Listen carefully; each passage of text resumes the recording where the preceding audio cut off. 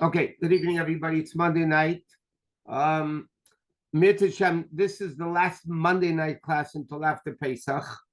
And for the users that are out of town, out east, after Pesach, the classes are going to start at 8:30. Just doesn't work out with Mincha Ma'ariv. So this is the last, next Monday night will not be a class. And then the next class after Pesach will be at 9:30. But this Wednesday, there's still a class in the laws of Pesach. Okay, so this week's Parsha is Parsha's Tazria. It's not a double-header this week because it's a leap year. So it's called Parsha's Tazria. Now, Tazria actually means, like Rashi says at the beginning of the Parsha, the Pasuk, Isha ki Tazria. If a woman will give birth, she's tamei for X amount of days, and if it's a boy, the 8th day, they have to do a bris and so on. But we know the Baal Shem Tov said that the name of the Parsha brings out the entire essence of the Parsha. So therefore, Tazria actually would mean life. Isha ki Tazria, v'yolda zacha, she gives birth. Yet the entire Parsha is talking about leprosy, which the Gemara says a leper is considered like they're dead. They have to sit outside of the camp and so on and so forth. So the question is, how is it possible that the name of the Parsha should be called Tazria, with the whole Parsha, which means life, when the whole Parsha is actually speaking about the concept of death, which is the level of leprosy? But like we learned in the past many times, Torah, we say Friday night, Shlomo Melech says in Mishlei, what we say in Eishes Chayil, V'seiras Chesed al Lashona. Torah is a Torah of Chesed, of kindness. We learned already many times, even the punishments of Torah are acts of chesed, not acts of severity, punishment. The punishments in Torah are actually cleansing processes, which is in essence good. It's a favor. If you get impure, the Torah makes you pure. You get dirty, so to speak, the Torah makes you clean. So the punishments in Torah are not for the sake of punishing the person, but rather as a cleansing process to get the person's neshama clean, that when they go to Gan Eden, they should be able to go straight into Gan Eden without any stopping in Gehenna along the way. So therefore, it's like this. The whole purpose of leprosy, the Torah says, Bada yeshev mechutz lamachane. The guy has to sit alone outside of the camp. Now, basically, he becomes excommunicated to a certain extent for the duration of the leprosy.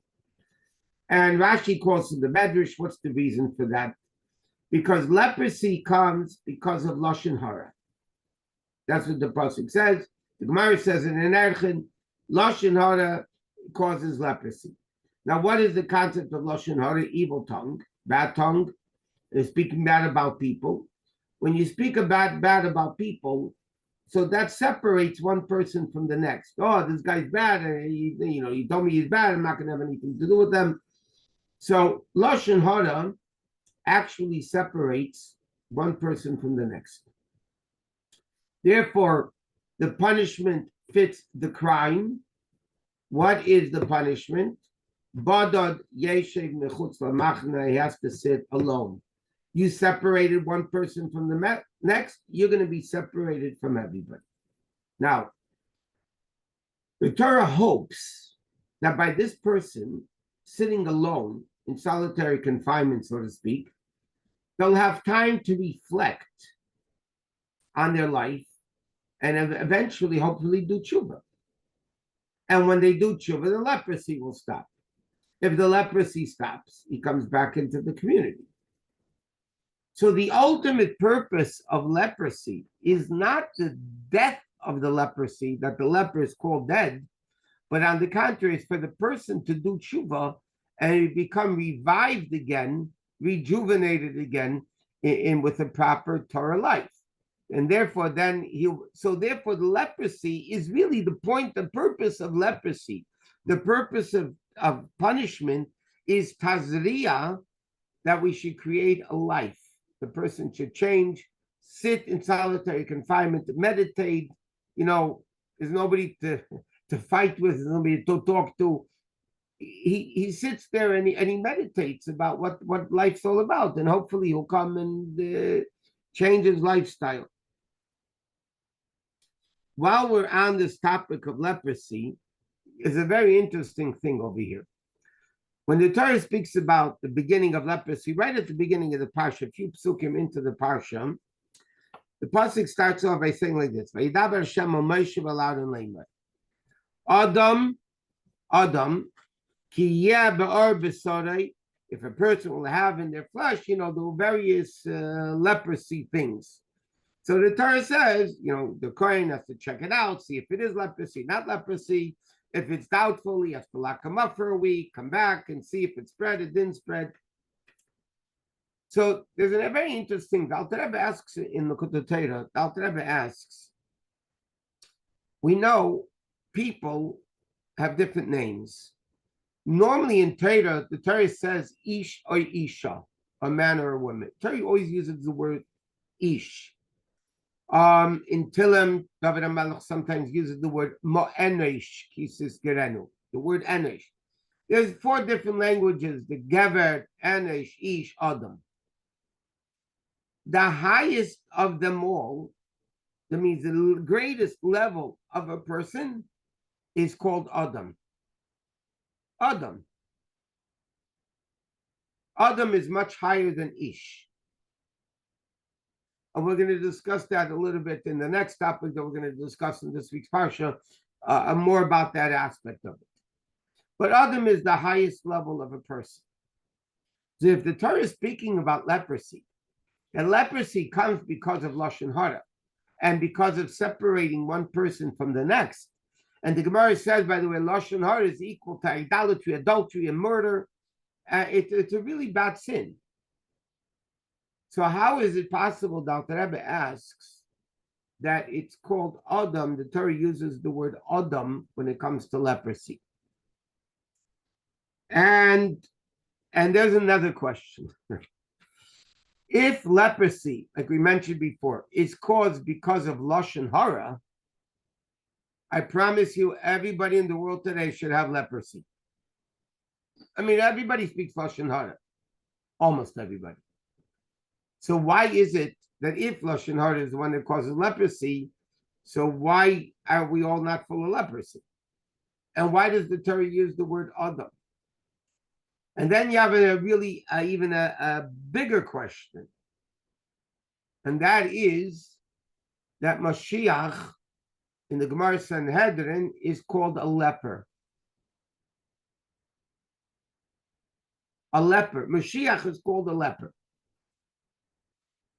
So the question is, you're talking about leprosy, which seemingly is a very low thing. And yet you're talking the word Adam. You're talking about Mashiach is called a leper. And also, why don't we all have leprosy today? If that's what leprosy was caused by and so on. So now the Rebbe explains, and Chassidus explains this in many different places. Torah basically, leprosy is a skin disease.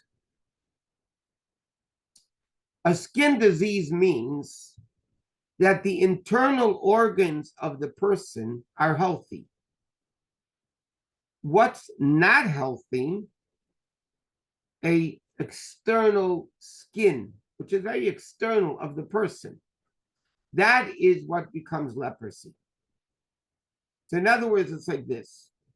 Leprosy comes to a person who is on a very lofty level, that the only thing wrong with them is that they have a skin aveda, skin negativity. An aveda that causes only skin deep, which is very superficial. So therefore, the Torah is using the word Adam by leprosy, and that's why we don't have leprosy today.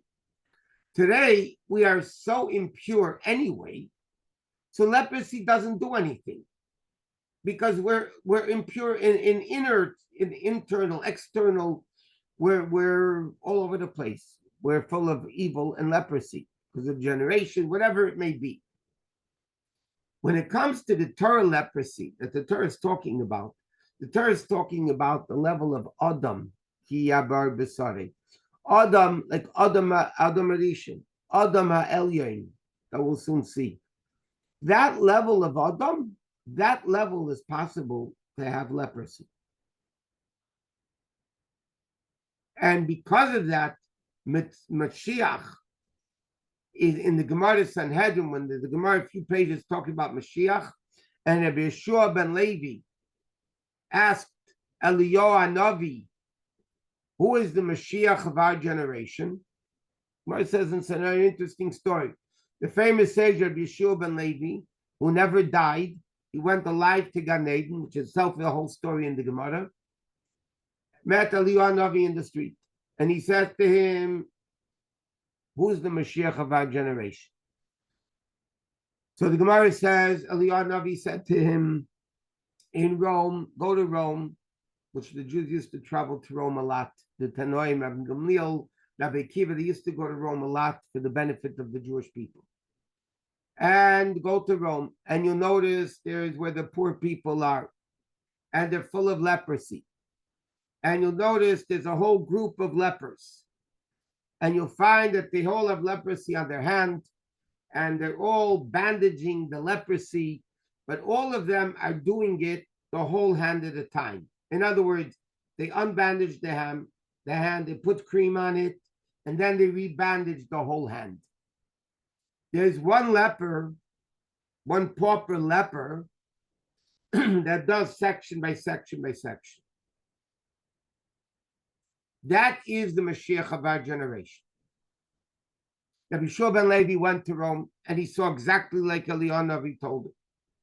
He came to Mashiach, and he said, Emasei Kosimar, when are you coming? When are you coming? Mashiach. He answered, Hayoim, I'm coming today.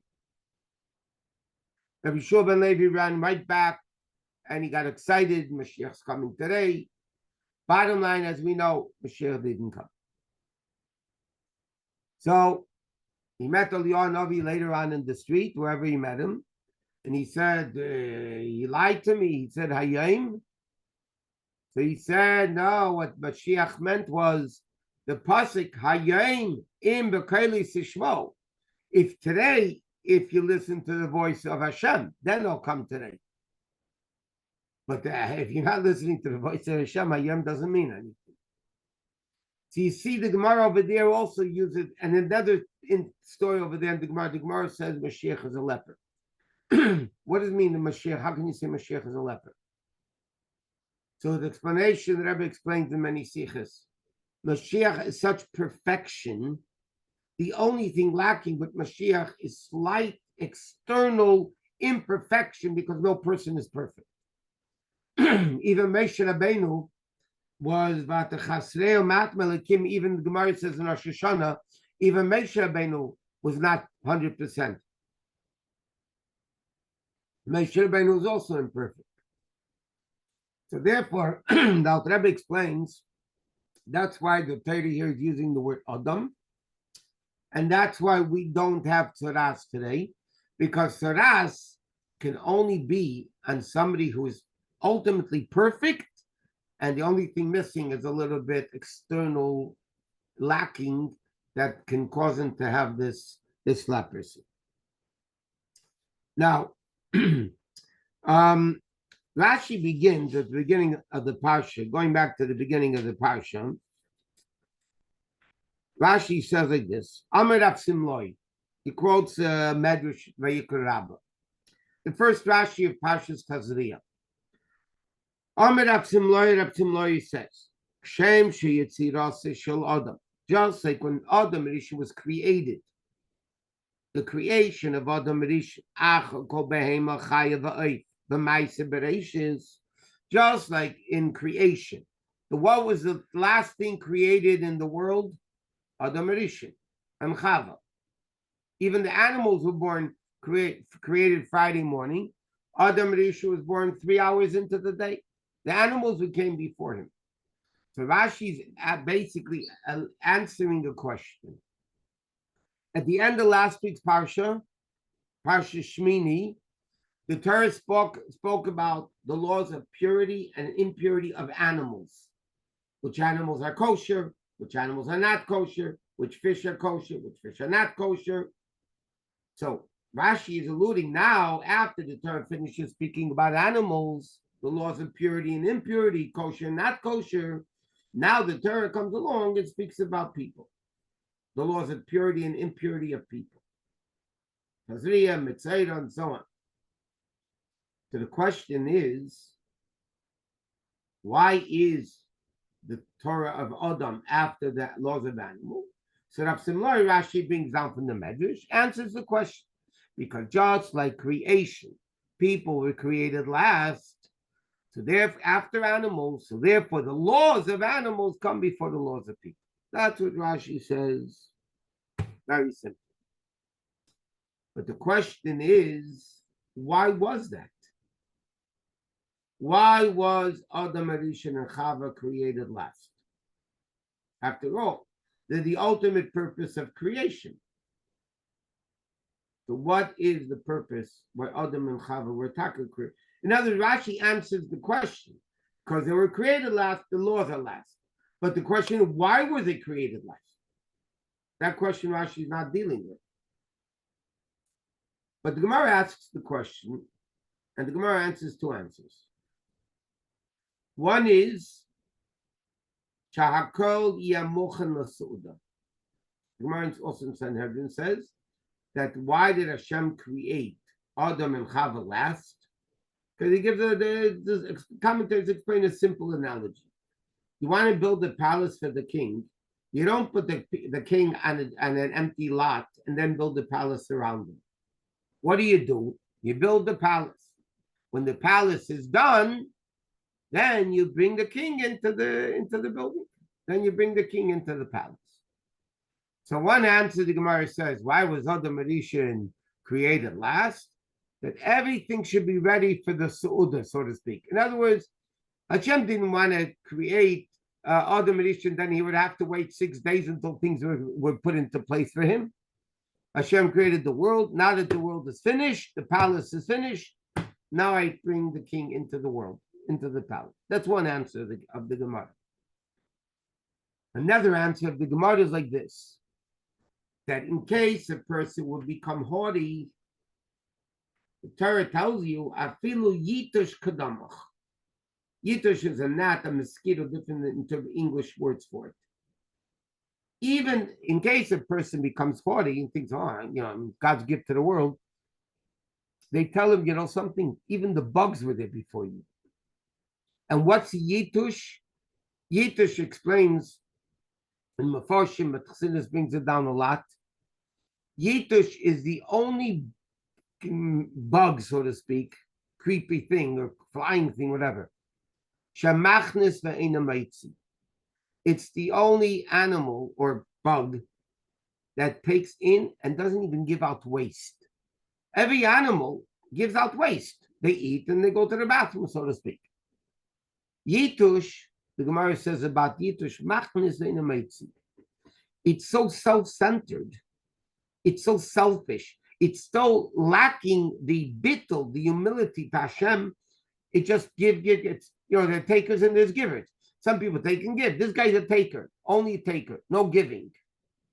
So that represents a very low level of evil. So the Torah comes along and says, you should know, afilu yitush kadamach. Even this bug is there before you. So don't think it's so great. So there's an obvious question here. These two answers are mamish contradictory. Mamish contradicting one another. Why? The first answer that we said from the Gemara, that everything should be ready, shows the greatness of man. It shows the greatness of man. He is the king of the universe. So first you build the palace and then you bring the king in, which means the king is greater than everything. In the second answer of the Gemara, that Yitush Kadamach, that even the lowest of the lowest creatures are better than they come before you, meaning they're higher than you, greater than you.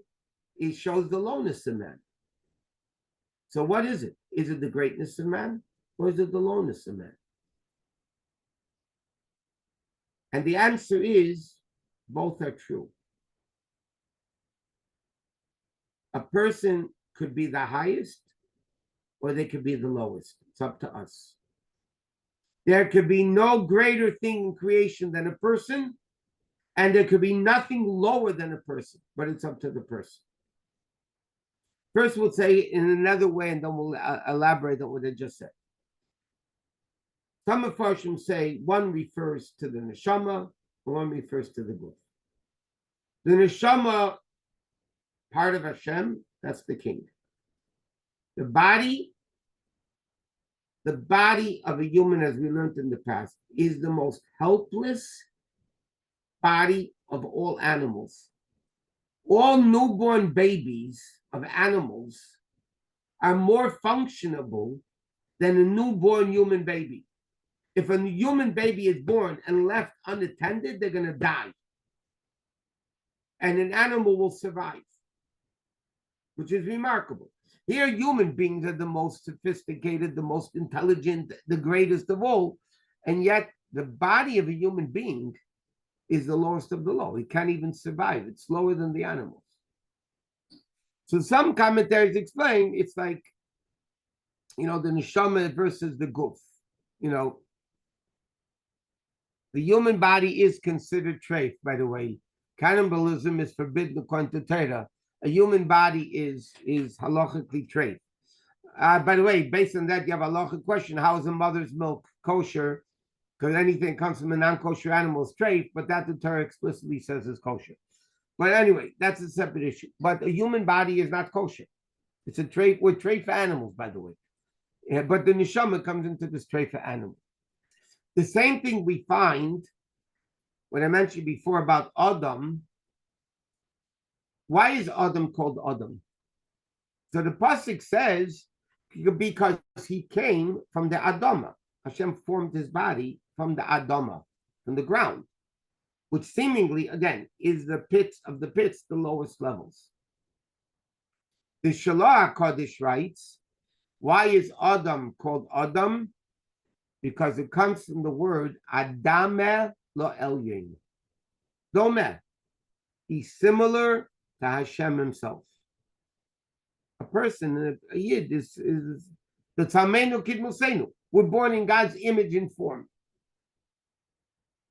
So there's, first of all, in the neshama and the body. That's number one, neshama and the body. But that's, you could say, and that's the best and the worst.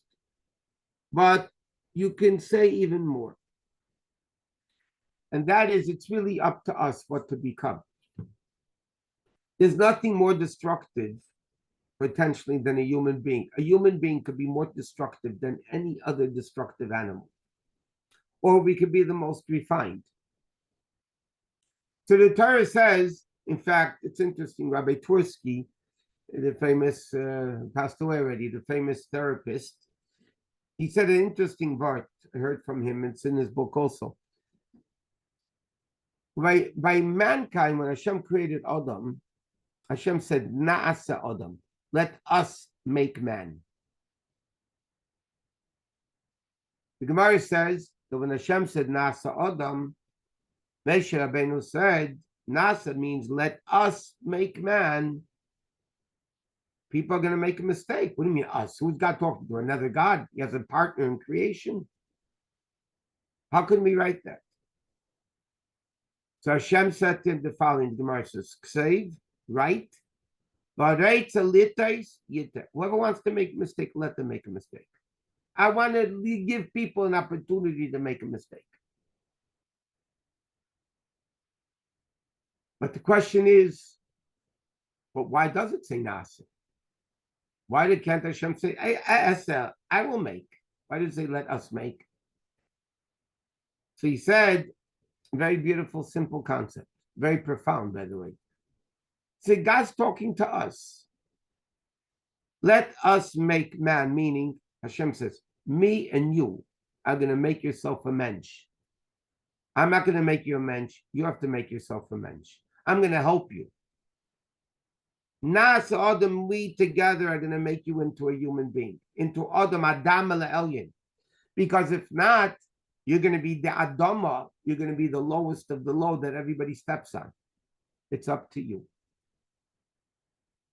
So this is why, and not only that, Torah creates world, right? The Medrash, the Gemara says, I'm sorry, it's not the Gemara. The Medrash says, Istako Baraisa. I mean, the Zohar says it, but the Gemara says it, the Medrash says it in different terms. Istako Baraisa Ubara Alma. Hashem looked into Torah and created the world. The Torah is like the Medrash calls it the blueprints of the world. Torah creates the world. Torah creates the person. Now, what does Hashem say to us? Now you, people, Jews, have to elevate the world to a state of godliness. Why is this connected to Rav Simloi, who says this, what we just said? Because Rav Simloi in a different Gemara Nita says that when a baby is within utero, within the mother, Melamdim Eisei Kola Torah Kula. The Malach comes and teaches him the entire Torah. When a baby is within the mother's womb, then the Malach comes and teaches the baby the entire Torah. And then when the baby is born, the angel comes and gets him satar and under the nose, meaning gives him in Yiddish it's called schnell unter the nose, meaning a whack under the nose, and he forgets all of it. And then the Malach says to him, now go learn it yourself. Okay? So baby within the mother, Rav Simloi says this also. Now, the same Rav Simloi that says, just like the creation was after animals, the Torah is after animals, the same Rav Simloi says another interesting thing, which is connected to this. That a baby is taught the whole Torah. And then when they're born, the Malach comes and hits it under the nose, makes him forget, and says, now, go learn it yourself. So all the commentaries ask, so what's the purpose of teaching it to him if he's going to forget it?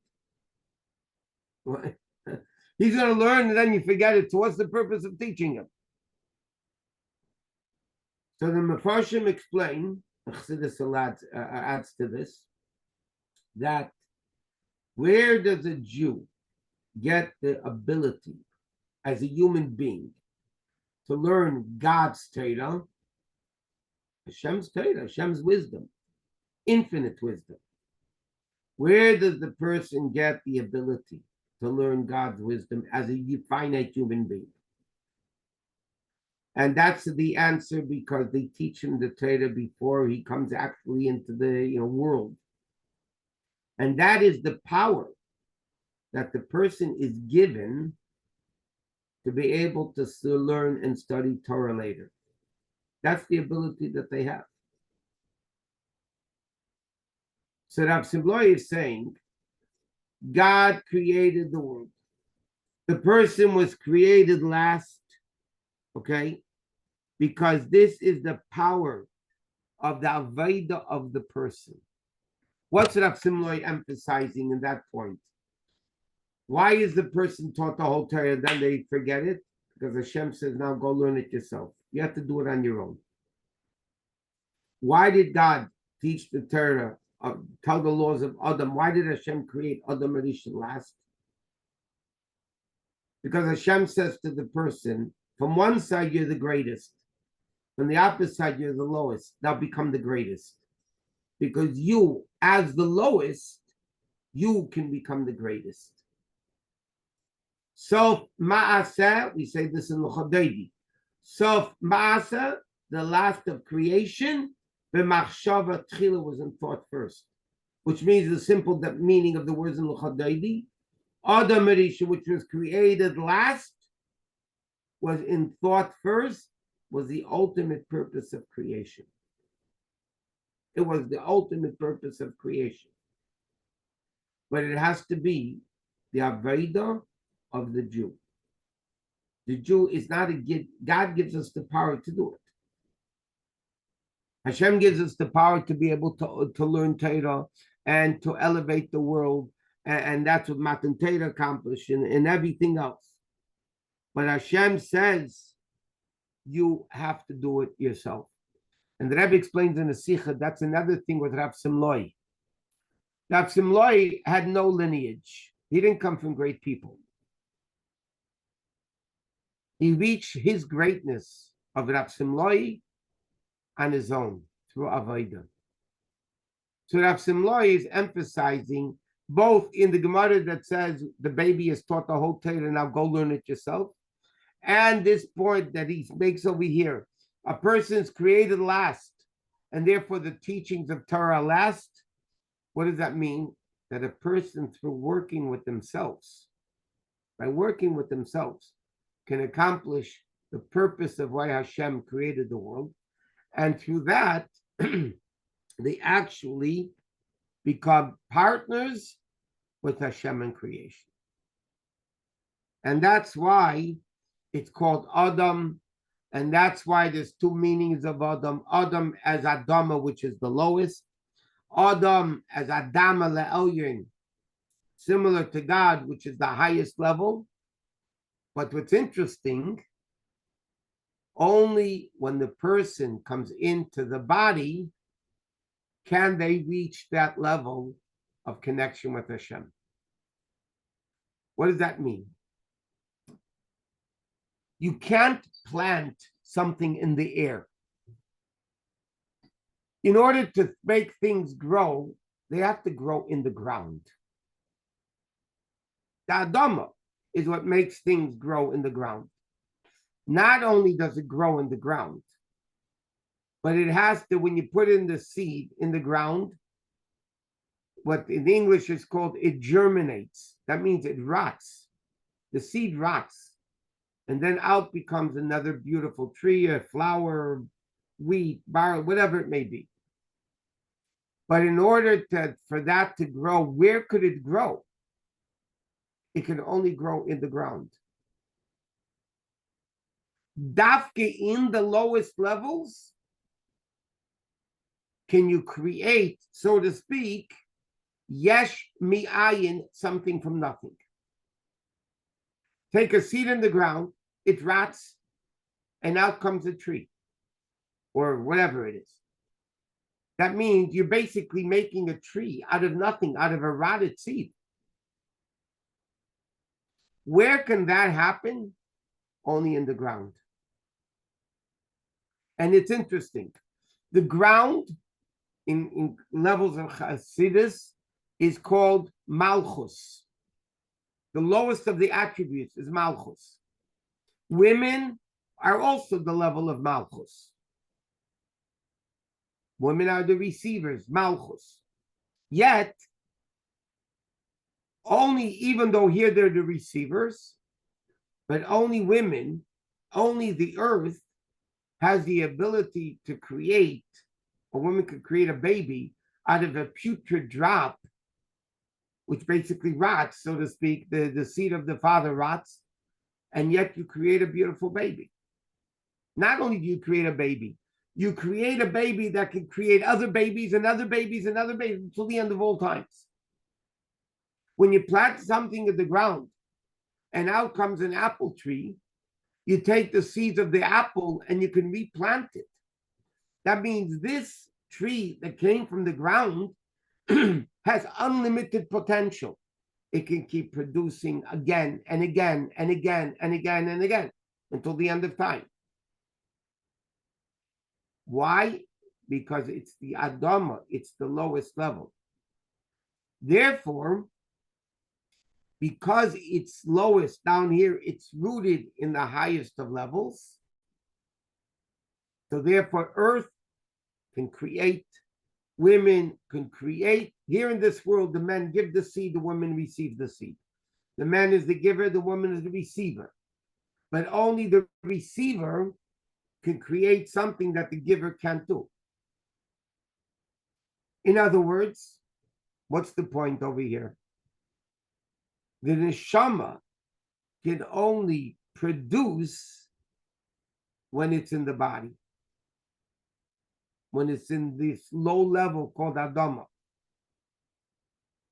And the shaman Gan Eden cannot do mitzvahs. It cannot become a partner with Hashem in creation. It is what it is. It can't change in any way whatsoever. Only when it comes into the guf, when it comes into the body, that's when the neshama is able to become a partner with Hashem in creation. So again, the lowness of man that we're speaking about for a while already, that is the person's, I don't mean man, I mean mankind.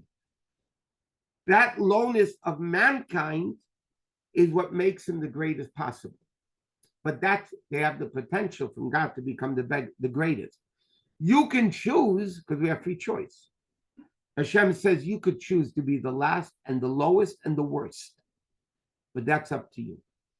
I'm giving you the ability to be the best. But if you want, you know what? You could become the lowest. And that's it. Another thing, which is another interesting thing over here at the beginning of the Parsha. It's a whole question in Rabbeinu Bachaya. A lot of people discuss, how this works in a physical way. But the pasuk says like this: Isha ki Tazria, if the woman will give the seed, the yolda zachar, she'll give birth to a boy. So the Gemara says, the Gemara says like this: Ki Tazria.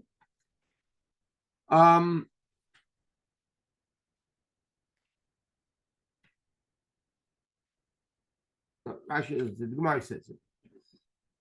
Isha ki Tazria yolda zachar.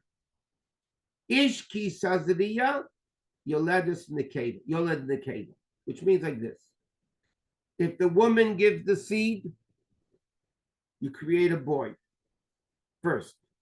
Okay, if she gives the seed first, then you create a boy. If the man gives the seed first, you create a girl. Okay, and I told you the commentators of Chumash discuss how it is scientifically, whatever it is, but that's not relevant to what we're saying now. What does this mean in spirituality? If a woman gives seed first, you create a boy. If the man gives the seed first, you create a girl. Nothing personal to the women in the class, but the point is, men are considered the stronger gender versus the women. I know some women will scream at me, but that's what the Gemara says. Okay, it's the men are the stronger gender, the women are the weaker gender, which is fine. Nothing wrong with that.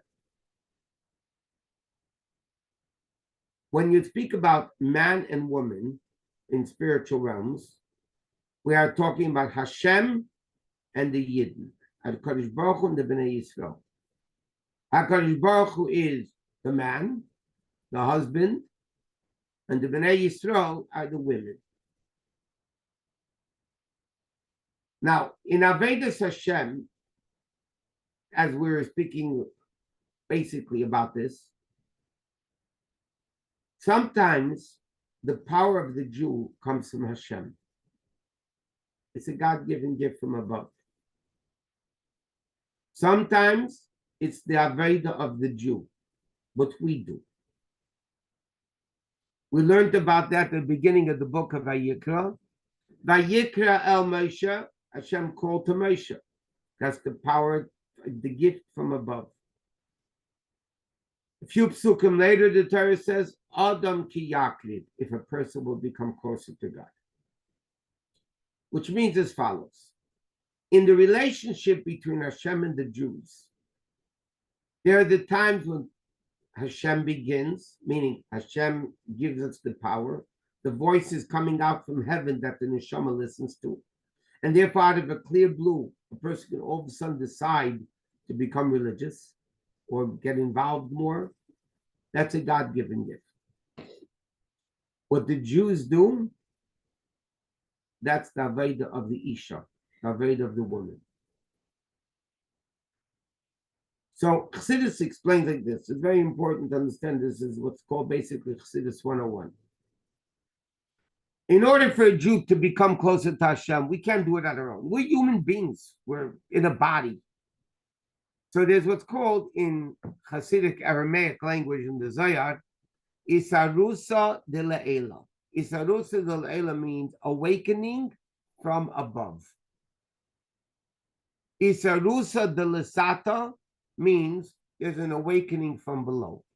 Meaning, when Hashem gives us the power from above, it's called Isarusa de La'ela, an awakening from above. Isarusa de Lasata is when we take that level and now we work on it ourselves. We make the vessel and we take that, the spark of the lighter, and now we have the flame going. And then when a person finishes that awakening from above, which was infinitely greater than the initial awakening from above. So Chassidus explains the whole avodah of a Jew is we get the power from Hashem, then we have to do our work, our avodah, Torah mitzvahs in a vibrant, lively way, and then the ultimate is Hashem reveals himself from above. In fact, in this Yom Tov coming up, we have Pesach, we have Sfiras HaOmer, and then we have Shavuos. It's the same concept. Pesach, we say in the Haggadah, Nigla Alehem Melech Malchei Amlach Megash Baruch. The Jews were on a very low spiritual level. They're in the 49th level of impurity. Hashem revealed himself to the Jews and took them out of Egypt. That was an awakening from above. What did the Jews do with it? They took the 49 days of the Omer, which is the work of the Jew refining himself every day of the Omer, Hayom Yom, that the day is a day, and the Jew works with himself and enlightens himself and works to become closer to Hashem. And then what happens is Matan Torah, which is a greater revelation, the greatest revelation that ever existed until Mashiach comes. So what happened in this? It's interesting. Some of the Mefarshim of Torah say Pesach are like the first days of Yom Tov, Sfiras HaOmer is like Chol HaMoed, and Shavuos are the last day of Yom Tov. It's all the same thing. Pesach was an awakening from above. Sfiras HaOmer was the time the Jews worked with the behemoth, with the animal soul of the person. And then you get a revelation from above a much, much, much greater level. So you need these three things. So what happens over here is like this. Isha ki Tazria. When a woman, the Jew, will do their avodah, what do you create? You create a strong, powerful revelation of God. Ish, if the man gives the seed first, meaning Hashem gives the revelation from above, it's not our doing, then you're going to give birth to a very weak revelation of godliness because it's coming from above. If it comes from above, it's weak. And therefore, we find a very interesting thing. If you daven every day, before Shemoneh Esrei, we say, Shira Chadasha, Shibchu Geulim, Al Sfas Hayom. What is Shira Chadasha? Anybody who knows Hebrew knows. Shira is feminine, Chadasha is feminine. In the Haggadah Pesach, right before we drink the second cup, we say V'nei Lefanav Shir Chadash, not Shira Chadasha, masculine Shir Chadash. And Taisus in the Gemara says, now what does Shir mean? It's a powerful redemption that there's no Golus after it. By Pesach Mitzrayim, by the Mitzrayim, there were Golus afterwards. We're in exile afterwards. So it wasn't a really powerful geula that was ultimate geula. It was only a feminine geula, shira chadasha. When we come to Pesach, what we're saying about Mashiach's coming, the Neymar, we will say when Mashiach comes. Shir Chodesh, that's the masculine shir. That's the Isha, Mazras Tchila. When the Yidden give the seed, meaning it's their Avodah that they do and working, then we give birth to an ultimate powerful revelation of Hashem, not a weak revelation of Hashem that can follow by more exiles, but it's the ultimate Geula. And that's what the whole Avodah, when the Pasuk says, Isha ki Tazria v'yolda zachar, the Torah is telling us, when a Jew does their Avodah, of course it comes from the man, from Hashem. But if the primary thing over here is Isha ki Tazria, the woman, the Jew, is doing their Avodah, the Yolda Zachar, then you're going to give birth to a very, very powerful thing, unlike if it only comes as a gift from above. In fact, in the Zohar, gifts that come from above is called Nama de Chsufa. Nama in Aramaic. Nama means bread, the Chsufa of shame. If you don't do it yourself, you get it as a gift from above. The Zohar says it's shameful bread because you didn't do it. It's not your accomplishment. So it's a very feeble, weak accomplishment. It's not a powerful accomplishment. And that's how Chassidus explains this concept of what the Pasuk Isha ki Tazria v'yolda zachar, and if demand, then you create a nikah. There's another interesting thing concerning tzaras. When the Torah speaks about leprosy, the Torah says, okay, what happens if you have leprosy? You think you have leprosy. There was leprosy in the person, there was leprosy in the clothing, there was leprosy in the houses. Okay, there's a warning. It started off the houses. You didn't do tshuva, one to your clothing. You still didn't tshuva, one to you. So the Torah says, what do you do if you don't know if you have leprosy or not? You go to the kohen. You bring it to the kohen. Or achami banav kohen. Kohen looks at it.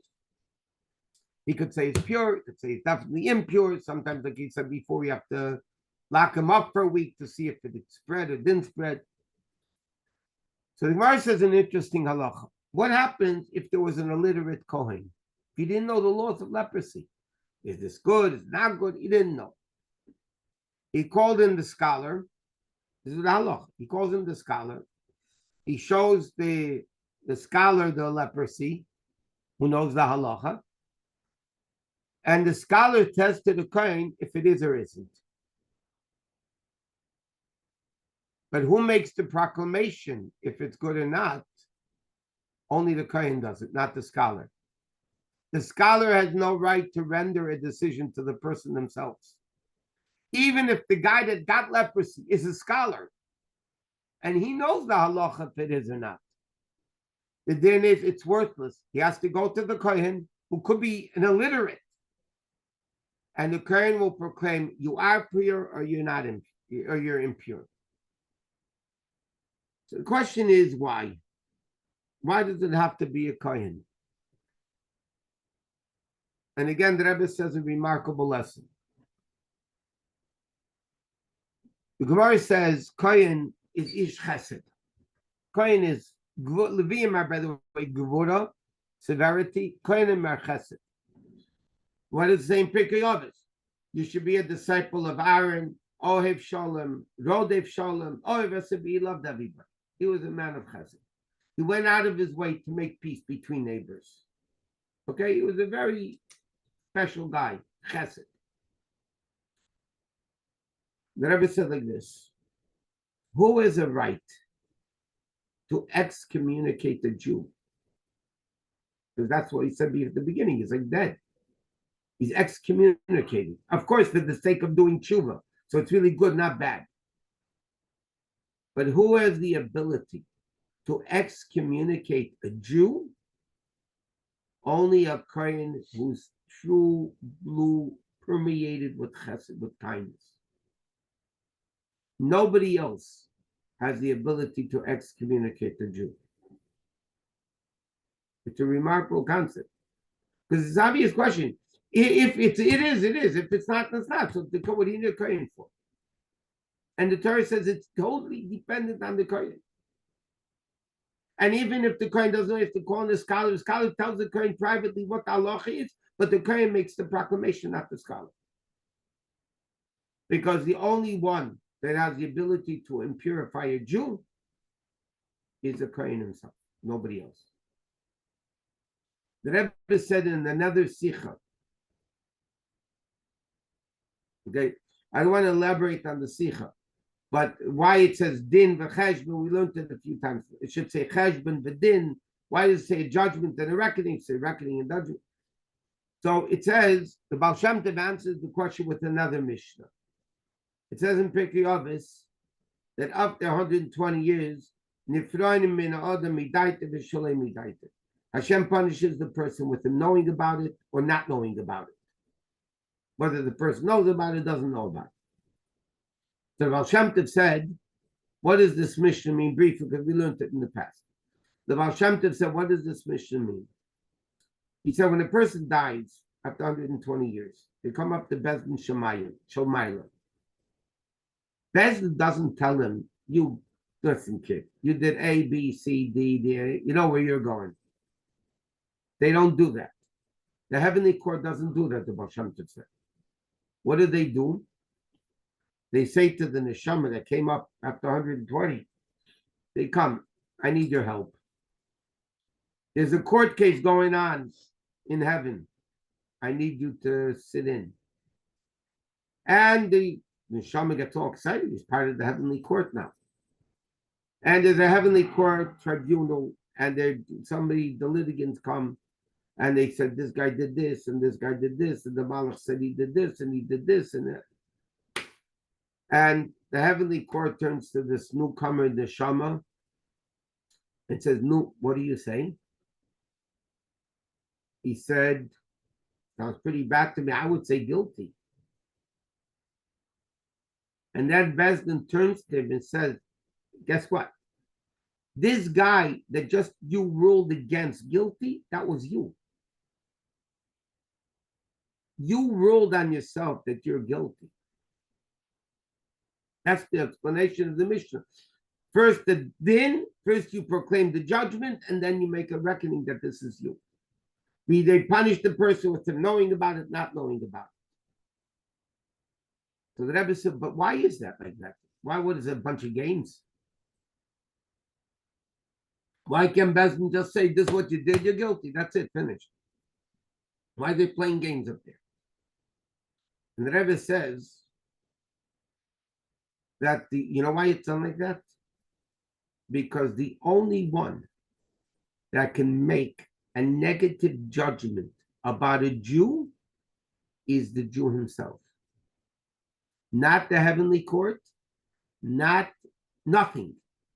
The only one that can rule against a Jew is the Jew himself. And therefore Hashem does this game upstairs. Come, I want you to be part of the dinner, I want you to listen. And the guy is similar concept over here.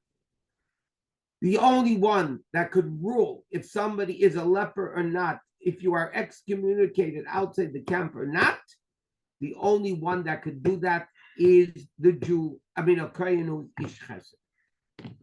Nobody else has the ability to do it. Okay, one more thing.